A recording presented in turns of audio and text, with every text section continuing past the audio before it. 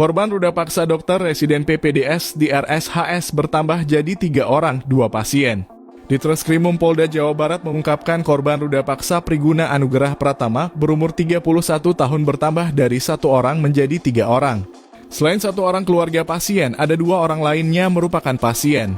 Yang kami tangani 1, yang 2 masih di rumah sakit belum diperiksa, kata Direktur Kriminal Umum Polda Jabar Kombes Pol Surawan saat dikonfirmasi Kamis 10 April 2025. Ia mendapatkan informasi jika kedua korban lainnya merupakan pasien di RSHS Bandung. Surawan mengatakan kronologi ruda paksa terhadap 2 orang pasien yang lain berbeda cerita.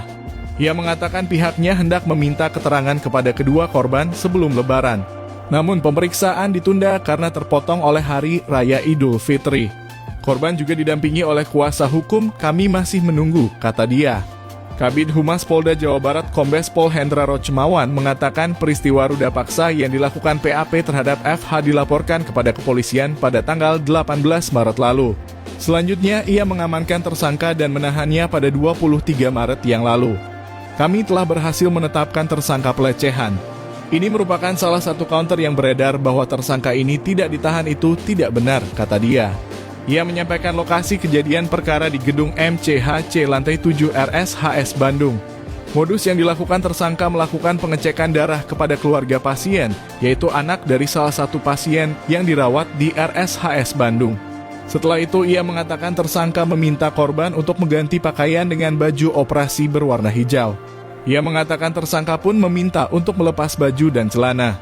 Tersangka memasukkan jarum ke bagian tangan kiri dan kanan korban kurang lebih 15 kali. Tersangka menghubungkan jarum tersebut ke selang infus, setelah itu menyuntikkan cairan bening ke selang infus tersebut dan beberapa menit kemudian korban merasakan pusing lalu tidak sadarkan diri, kata dia. Setelah sadarkan diri, ia mengatakan korban diminta mengganti pakaian kembali dan mengetahui sudah pukul 4 waktu Indonesia Barat. Ia mengatakan korban bercerita kepada ibunya tersangka mengambil darah 15 kali dan memasukkan cairan bening ke infus yang membuat tidak sadarkan diri. Saat korban buang air kecil, korban merasakan perih di bagian tertentu, kata dia. Pihaknya mengamankan sejumlah barang bukti seperti alat kontrasepsi, obat-obatan, infus, jarum suntik, dan lainnya.